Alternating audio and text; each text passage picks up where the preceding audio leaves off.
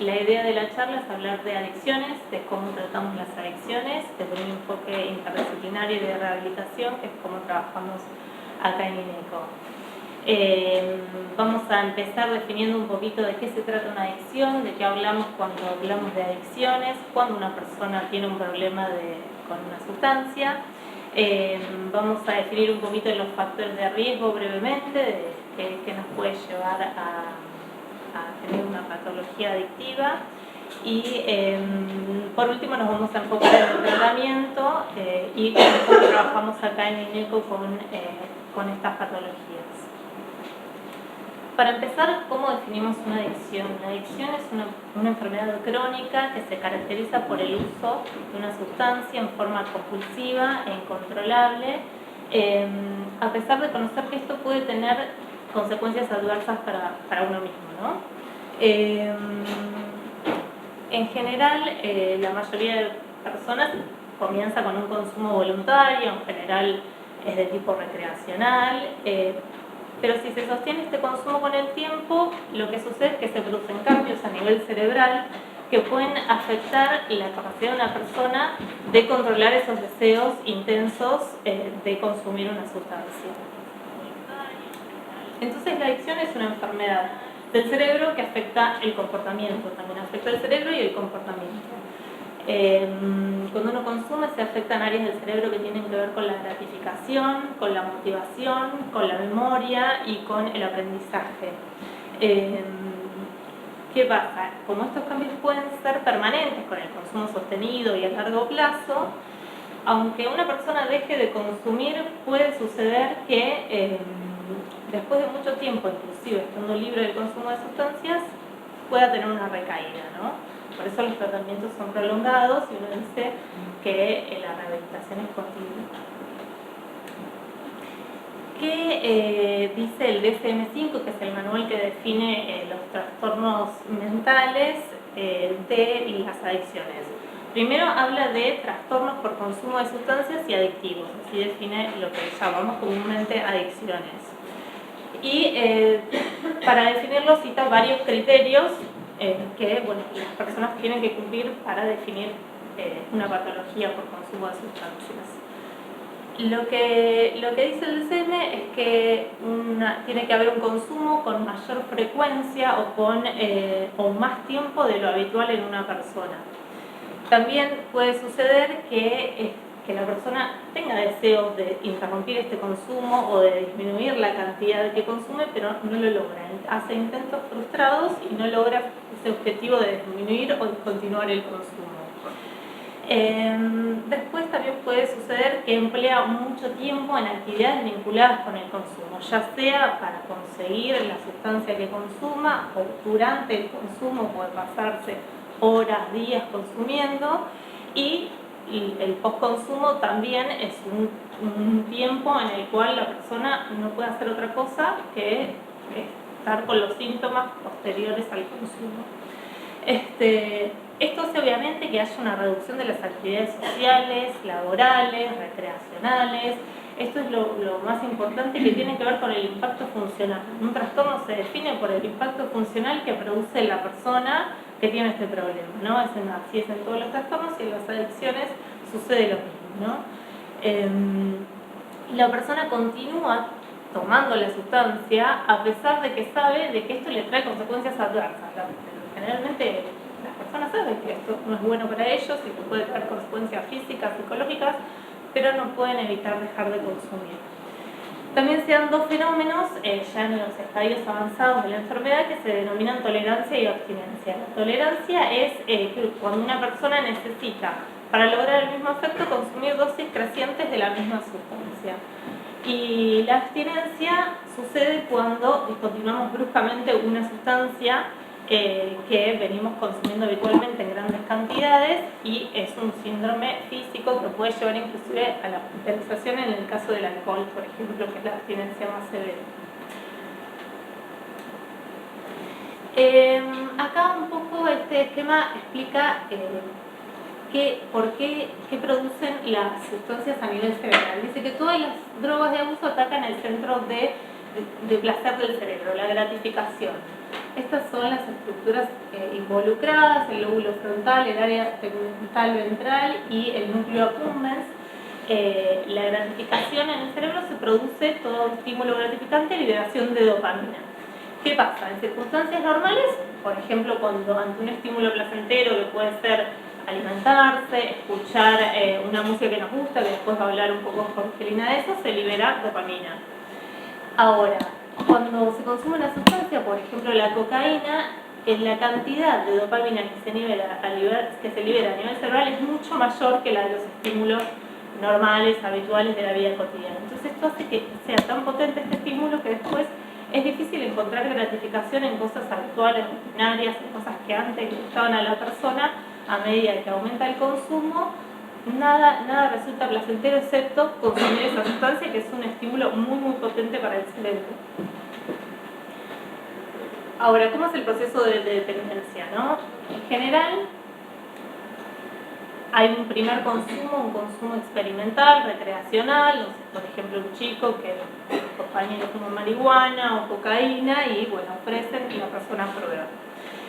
Este consumo puede hacerse más o menos continuado, ¿no? Por ejemplo, una persona que un chico que consume, sale todos los fines de semana, va a bailar y consume cocaína, marihuana, etcétera, se sostiene en el tiempo. Esto puede eventualmente llevar a una situación de abuso. El abuso implica que ya hay consecuencias negativas, ¿no? Por ejemplo, una persona chocó intoxicada por alcohol, ¿no? Ya hay una consecuencia negativa de ese consumo. Y por último, la adicción o dependencia propiamente dicha, que es un poco lo que definíamos anteriormente, y se generan estos fenómenos ya físicos de tolerancia y dependencia de la sustancia. ¿Qué puede producir adicción? Obviamente todo tipo de sustancias, las que ustedes conocen, como tabaco, alcohol, marihuana, cocaína, base, éxtasis, todo tipo de sustancias. Y también, esto me parecía importante mencionarlo, comportamientos, ¿no? Puede haber adicción a las tecnologías, adicción al juego patológico, ¿no? No hay una sustancia por medio, pero sucede lo mismo que en las demás adicciones, ¿no? Esto va abarcando la vida del individuo, que deja de lado su actividad cotidiana. No todas las personas, necesariamente por consumir, vamos a tener este tipo de patología vinculada con el consumo. Tienen que darse varios factores, ¿no? Los factores pueden tener que ver con el medio ambiente, pueden tener que ver con la sustancia en sí y pueden ser genéticos o biológicos. En cuanto a los genéticos y biológicos, por ejemplo, la presencia de trastornos mentales puede incrementar la susceptibilidad de una persona a consumir, ¿no? Se ve mucha comorbilidad de abuso de sustancias en distintas patologías, trastornos de ansiedad, depresión, trastorno bipolar. Toda esta población está más en riesgo de padecer un problema vinculado al consumo. También el sexo masculino en general es más proclive a padecer este tipo de patologías. Por otro, los vinculados al medio ambiente, obviamente cómo se vive en el hogar, si hay padres que consumen, cómo son los límites que se ponen en el hogar, cómo es la comunidad, cuánto permite o no determinado consumo, factores que tienen que ver más con el medio de la persona en el cual está instalado. Y los propios de la droga, que pueden ser, por ejemplo, la vía de administración. Hay vías de administración que son más adictivas, la vía endovenosa, por ejemplo.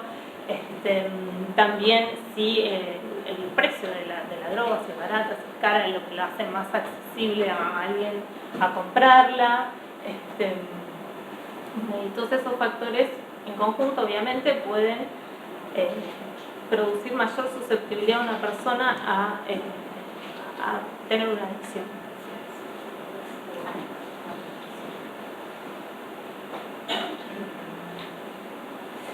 Ahora, un poco la pregunta que nos reúne acá en la charla, que ¿se pueden tratar las adicciones? ¿Estas patologías tan graves tienen tratamiento? La respuesta es que sí, por eso estamos acá, ¿no es cierto? Se pueden tratar. No es fácil tratarlas, no es que una persona con una historia de consumo prolongado puede alejarse de un día al otro de la sustancia y decir yo no consumo más. Digamos, son pocos los casos en los que se sucede. En general, hace falta un tratamiento prolongado con mucha contención tanto de los profesionales como del medio en el que esa persona está, ¿no es cierto? Pero sí se pueden tratar.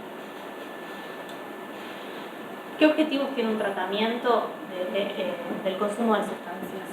El tratamiento para ayudar a las personas se da en distintas etapas, ¿no? Una primera etapa que tiene que ver con parar de consumir. Parar de consumir se llama desintoxicación, es liberar al cuerpo de esa sustancia tóxica, ¿no? Que deje de circular. Esta desintoxicación se puede dar tanto en un tratamiento ambulatorio, por consultorios externos, o a veces necesita una contención más intensiva, como ser una internación, por ejemplo. Después es importante el estadio de deshabituación, que es mantener ese momento libre de drogas, el organismo libre de drogas. Y por último, y muy importante, y que acá en IDECO focalizamos en este aspecto, que tiene que ver con la rehabilitación, ¿no? Que la persona pueda volver a ser productiva para la familia, para el trabajo, revincularse con personas, ¿no? En general, esta patología hace que uno vaya perdiendo progresivamente todo su ambiente, su contexto, su actividad, ya sea laboral, recreativa, ¿no? Progresivamente. Entonces la rehabilitación tiene que ver con eso, con recuperar esta vida saludable, una vida funcional. Bueno, en la clínica de conductas adictivas trabajamos con una evaluación, un diagnóstico y un diseño de tratamiento, ¿no? En general hay una entrevista de admisión, se solicitan estudios clínicos y después depende a lo que requiere el paciente otro tipo de evaluaciones. En la entrevista de evolución se habla sobre el diagnóstico y sobre el tratamiento que recomendamos que pueda hacer esa persona, que va a incluir determinados tipos de terapia según lo que se evalúa. ¿En qué consiste el tratamiento interdisciplinario? Abarca todas estas distintas terapéuticas, ¿no? El tratamiento psiquiátrico, el tratamiento psicológico, que en general es la terapia cognitiva conductual, mindfulness, también trabajamos con mindfulness, terapia recreacional, terapia basada en artes, terapia ocupacional, terapia familiar y rehabilitación cognitiva. Hoy vamos a hablar un poquito de algunas de estas ramas del tratamiento fundamentales para lograr la rehabilitación. Bueno, el tratamiento psiquiátrico, que en este caso yo soy psiquiatra, interviene en las distintas etapas que hablábamos antes, tanto la desintoxicación como la deshabituación como la reinserción. En general hablamos de las pautas del tratamiento, se brinda psicoeducación, esto es información sobre el diagnóstico, sobre la patología que tiene el paciente, tanto el paciente como los familiares, esto es muy importante, y se realizan entrevistas motivacionales. Muchas veces las personas con consumo están reticentes a hacer un tratamiento, no desean hacerlo, entonces se busca generar un cambio en esa persona para que pueda empezar a involucrarse con el tratamiento. Después, obviamente, el tratamiento farmacológico, y esto no es menor, de las comorbilidades. Como decíamos, la patología de consumo de sustancias se asocia a muchos trastornos secundarios psiquiátricos y hay que diagnosticarlos y tratarlos para que funcione el tratamiento. El manejo del craving, que es este deseo intenso de consumir, la impulsividad, la agresividad, etc. Bueno, ahora va a hablar Mariana un poquito de la evaluación neuropsicológica. Bien, bueno, buenas tardes, yo soy Mariana Vicente, pertenezco al Departamento de Neuropsicología acá de INECO y vamos a hablar un poco hoy sobre los aportes de la neuropsicología en lo que es el tratamiento de las adicciones. Como contó recién la doctora Bueno, acá trabajamos interdisciplinariamente, nosotros formamos parte del equipo, ¿sí? Y bueno, retomando un poco lo que es una adicción, es una conducta en la que fallan los mecanismos de control y utiliza las vías neuronales implicadas en la formación de hábitos que no requieren el control ejecutivo. A partir de esto, encontramos una alteración en el funcionamiento de la corteza prefrontal y lo que se representa en fallas en la atención, en las funciones ejecutivas, en la memoria, en el procesamiento emocional, en el comportamiento impulsivo y flexibilidad cognitiva. Estas son todas las características en lo que respecta al funcionamiento cognitivo que vemos de personas que tienen una conducta adictiva, ¿sí? Y todas estas fallas en el funcionamiento cognitivo tienen que ver con impacto en la vida la calidad de vida, ¿sí?, de las personas. Impacta en los ámbitos laboral, familiar, social y académico. Nosotros lo que queremos hacer es reinsertar a estas personas en todos estos ámbitos. ¿Sí? ¿Cómo vemos este impacto? Nosotros comenzamos con una evaluación cognitiva. ¿Sí? La evaluación cognitiva lo que hace es conocer la naturaleza y extensión de los déficits. En la evaluación lo que hacemos es, a través de diferentes tareas o diferentes pruebas, evaluamos el funcionamiento cognitivo general, ¿sí?, teniendo en cuenta la memoria, la atención, funciones ejecutivas, el lenguaje, para poder alcanzar un perfil cognitivo. En este perfil cognitivo lo que se observa normalmente son fallas en la atención, en las funciones ejecutivas y en la memoria, ¿sí? Entonces, todas estas fallas nuevamente afectan el entorno y el estilo de vida de la persona, ¿sí? Entonces, a partir de esta disfunción ejecutiva atencional, pensamos un proceso de rehabilitación cognitiva, ¿sí? Nos planteamos objetivos específicos y personalizados, estrategias compensatorias y restitutivas para mejorar la calidad de vida, ¿sí? Entonces, lo que pensamos es un programa especializado en un entrenamiento ejecutivo, focalizada en los problemas de la vida cotidiana y requiere tanto la participación del paciente como los familiares y las personas afines, ¿sí? Y aborda las dificultades cognitivas, los problemas asociados, como por ejemplo el estado de ánimo y los problemas de conducta que observamos muchas veces en esta población. Entonces, en el entrenamiento ejecutivo lo que buscamos es poder trabajar sobre los problemas que tienen en el día a día, ¿sí? Entonces, diseñamos un entrenamiento para trabajar sobre la atención, la planificación, ¿sí?, la planificación del día o de las tareas que tiene que hacer, la organización, el automonitoreo de sus conductas, la resolución de problemas y la flexibilidad. Nos apoyamos en herramientas externas, como puede ser la agenda y las alarmas para poder organizar el día y volver a tener una rutina, ¿sí?, utilizando medidas concretas, pautas de rehabilitación que sean concretas y que las puedan ir utilizando en el día a día, y la incorporación de hábitos saludables, que vuelvan a tener una rutina saludable para poder reinsertarse en la sociedad. Bien, otras intervenciones que tenemos acá en INECO son la orientación vocacional y ocupacional. Muchas veces hay que hacer una reorientación o iniciar un proceso de orientación vocacional. También metodología de estudio y psicoeducación sobre qué es lo que les sucede para que entiendan cuáles son sus dificultades, ¿sí? Y existen unos factores protectores, ¿sí?, que nos ayudan y que tiene que ver con los años de escolaridad, los hábitos lectores, la práctica de deportes, actividades artísticas y aprender un idioma. Todos estos factores protegen a que esta persona no tenga una nueva recaída, sino que puedan seguir evolucionando y avanzando en el tratamiento para su reinserción.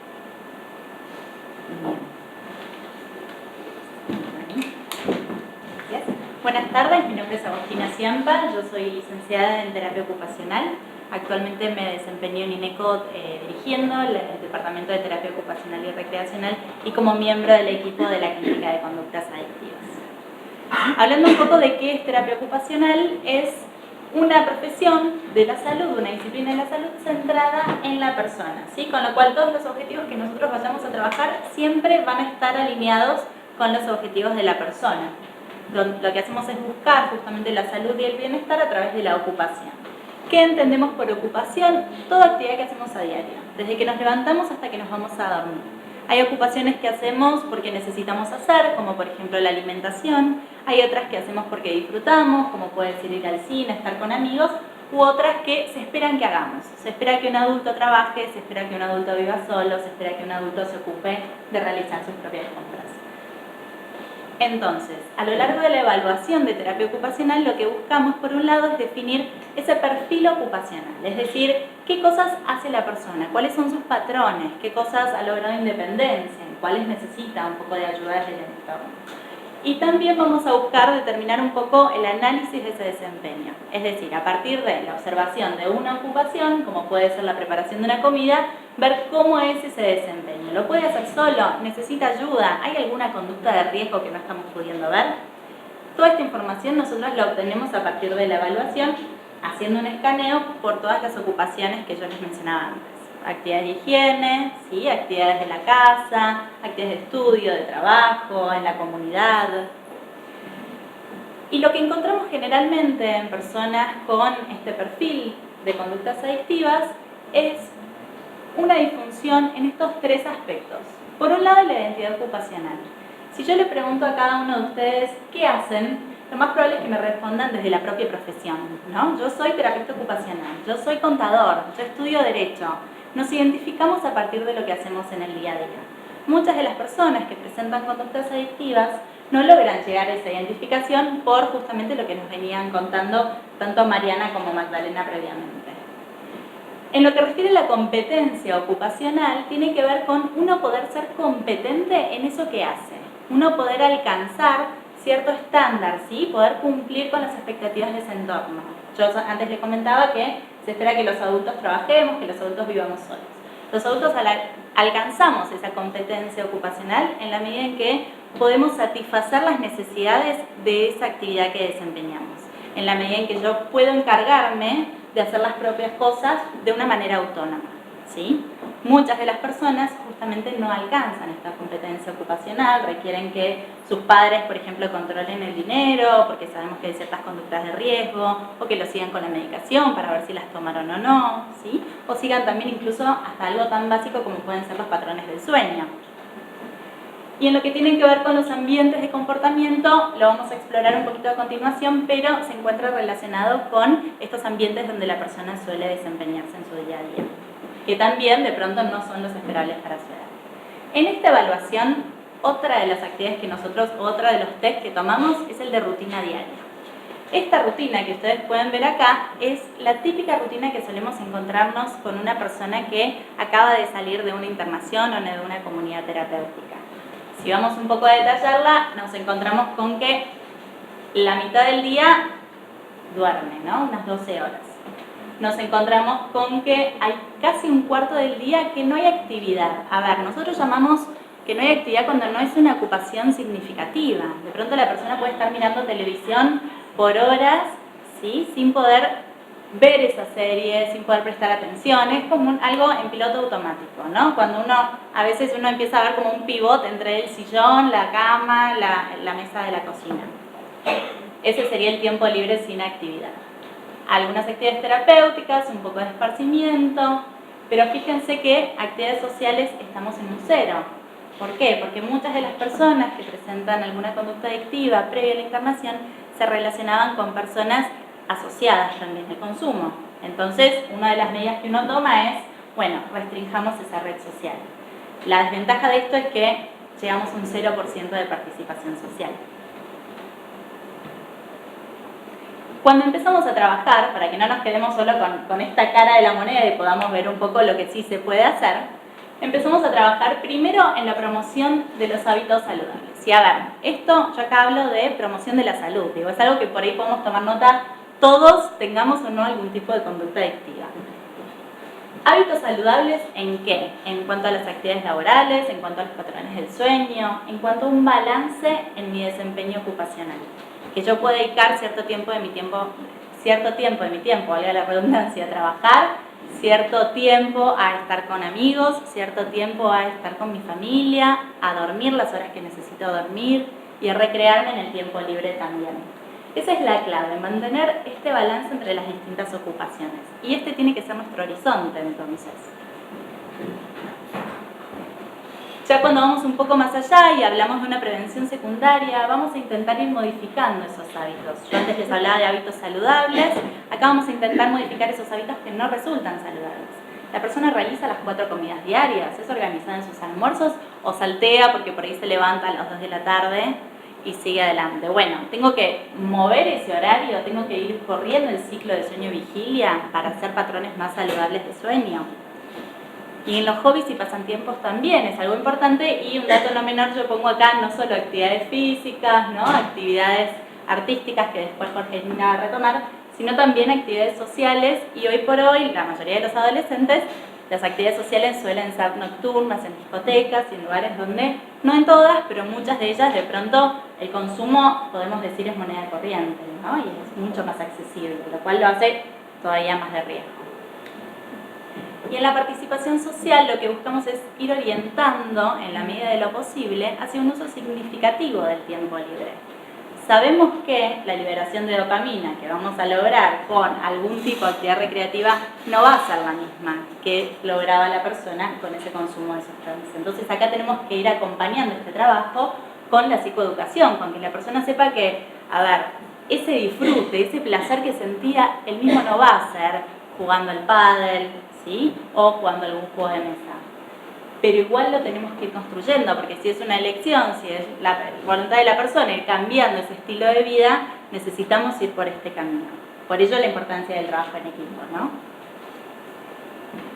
Y acá ya cuando hablamos justamente de prevención terciaria, vamos a hablar de rehabilitación en todos los sentidos posibles. Vamos a hablar de definitivamente reestructurar esos horarios, reorganizar esa rutina.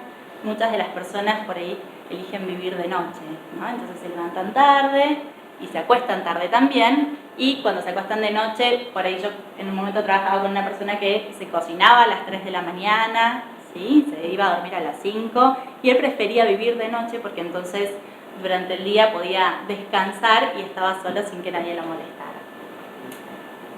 Vamos a buscar ese restablecimiento de hábitos una vez más, y vamos a trabajar en la inserción social.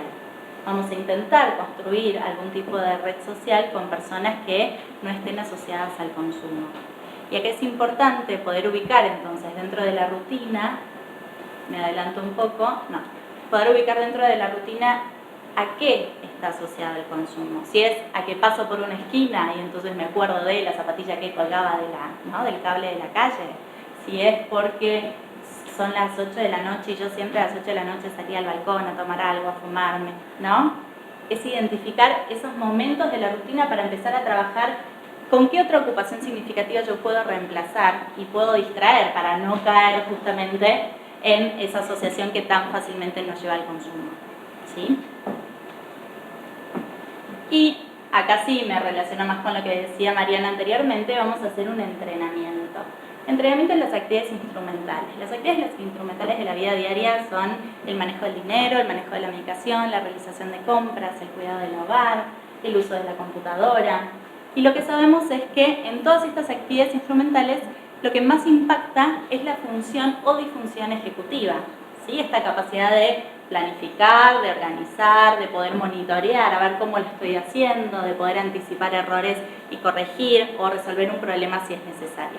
Todo eso se pone en juego por lo general en actividades instrumentales y en otras ocupaciones más complejas como el estudio, el trabajo y la participación social. Entonces vamos a también hacer un entrenamiento en estas mismas actividades conjunto con el área de neuropsicología para poder abordar desde las dos y poder, el fin es enaltecer esa autonomía, ¿sí? Lograr una mayor independencia dentro de contextos seguros de desempeño. Y por último, pero no por ello menor, está la inserción laboral, ¿sí? Sabemos que la inserción social era difícil, bueno, la inserción laboral probablemente lo sea todavía más. Muchas de las personas que presentan algún tipo de conducta adictiva han perdido el trabajo, si es que lo han tenido, ¿sí? O de pronto pueden conseguir permanecer durante algunos días y perder ese trabajo también. Entonces es importante poder abordarlo dentro de la rehabilitación en sí. Es importante poder con la persona delimitar estos intereses, delimitar cuáles son sus fortalezas, cuáles son sus debilidades, en qué va a necesitar algún apoyo. Hay algunos autores que recomiendan, por ejemplo, cuando sea el día de cobro de ese trabajo, acompañar a la persona, hacer una planificación en ese momento con ese dinero y poder ya ir como organizándolo, ir destinando ese dinero en qué lo quiere gastar. Porque el riesgo si no es que ese dinero vaya al consumo, ¿no? Y ahora sí los dejo con Jorgelina. Bueno, buenas noches. Mi nombre es Jorgelina Benavides, soy licenciada en musicoterapia y actualmente coordino el Departamento de Terapias Basadas en las Artes aquí en INECO. Bueno, la idea era contarles un poco cómo trabajamos como parte del equipo interdisciplinario y en particular en esta población, ¿sí? Actualmente el Departamento de Terapias Basadas en las Artes está conformado por arteterapia, musicoterapia, teatroterapia y movimiento expresivo terapéutico, y cada una de estas artes con sus materiales artísticos particulares y específicos van a tener como fin no que la persona aprenda una técnica teatral o aprenda un instrumento o aprenda a pintar con determinado material gráfico-plástico, sino que van a ser el medio para lograr y trabajar, ¿sí?, procesos terapéuticos o objetivos que compartimos con el equipo, ¿sí? Esto es importante diferenciarlo de las artes en educación y de las artes en recreación, sino que tenemos claramente como fin objetivos que no son del área artística, pero el arte va a ser ese medio para alcanzarlos y trabajar el proceso. Quizás el aporte más significativo que tenemos las artes dentro de esta población tiene que ver con el área emocional. Vamos a buscar abrir otros canales de comunicación, ¿sí?, para que la persona pueda registrar emociones, sentimientos, vivencias y poder expresarlas y vehiculizarlas a través de los diferentes materiales artísticos, ¿sí? También, ¿por qué no trabajar junto con psicoterapia en la elaboración de ciertos temas emocionales que están transitando? Y otro de los objetivos va a ser poder generar experiencias gratificantes significativas para la persona. Y tiene que ver con un estudio muy especial para nosotros que es del año 2014, donde se pudo corroborar por qué la música nos genera placer, ¿sí? Entonces en este estudio se hizo traer a la gente música significativa y simplemente que escuchara. Y a través de estudios de resonancia magnética funcional se pudo observar que había liberación de dopamina, y de este neurotransmisor que tiene que ver con el placer y el disfrute, y que no se liberaba en cualquier lugar, sino, como previamente explicó la doctora, se liberaba en los lugares, en los centros de recompensa y de gratificación en nuestro cerebro, y estructuras específicas que están relacionadas con la gratificación y la recompensa. Muy bien. Entonces, como para tener una visión general, que la música impacta en el cerebro en forma global y es un estímulo complejo, ¿no? Porque para hacer música necesitamos prestar atención, los circuitos atencionales se van a activar. Para poder hacer música necesitamos seguir un ritmo, ¿sí? Entonces el área motora también se va a poner en juego, lo visual, lo auditivo, por supuesto, lo emocional, como recién explicábamos.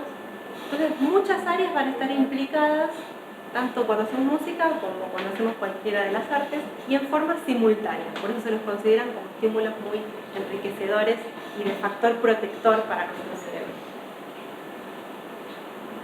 Muy bien, trabajamos mucho con improvisar, con esto de crear en el momento, porque la persona puede activar su toma de decisiones, su iniciativa y su motivación, ¿sí? Y estas funciones que tienen que ver con establecer secuencias, planificar, anticiparse, son funciones y capacidades de los lóbulos frontales, ¿no? Entonces, el estímulo musical puede ser muy efectivo a la hora de estimular las funciones cognitivas, ¿sí? Como explicó la licenciada Vicente, ¿no? Entonces se trabaja por medio de la música las distintas funciones cognitivas, como atención, memoria de trabajo, por ejemplo, a través de la implementación de técnicas específicas, así como de actividades musicales que activan redes neurales diferentes a las que están en juego en las actividades de índole intelectual, optimizando, ¿sí?, la rehabilitación cognitiva, realzando, digamos, el resto de los espacios de rehabilitación. Muy bien, entonces, a modo de resumen, Lo que buscamos, nuestro foco de trabajo de musicoterapia o de terapias basadas en las artes en esta población va a tener que ver con generar experiencias gratificantes, ¿sí? Facilitar la incorporación de actividades saludables y placenteras, poder trabajar sobre aspectos cognitivos tan esenciales como es la atención. Muchos de nuestros pacientes llegan con dificultades en la atención y en la concentración. El registro y expresión emocional y la reducción y manejo de ansiedad. Vamos a trabajar mucho con la respiración, con el canto, ¿sí? Con el ritmo de los instrumentos de percusión. Las personas no tienen que saber ni tienen que tener conocimiento y experiencia previa para poder acceder a servicios de musicoterapia ni a ninguna de las artes, ¿sí? Por el contrario, todas se pueden beneficiar si el terapeuta tiene que manejar el material. Así que bueno, esa es mi parte. Bien. Bueno, convencidos de que, acá la clave es el trabajo en equipo, ¿no? Y cuando hablamos de equipo no es solo el equipo de profesionales, sino la familia, sino la persona que está atravesando la situación y toda esa red social que lo rodea. Sin lugar a dudas, trabajar juntos es la única manera de triunfar en esto. Muchas gracias.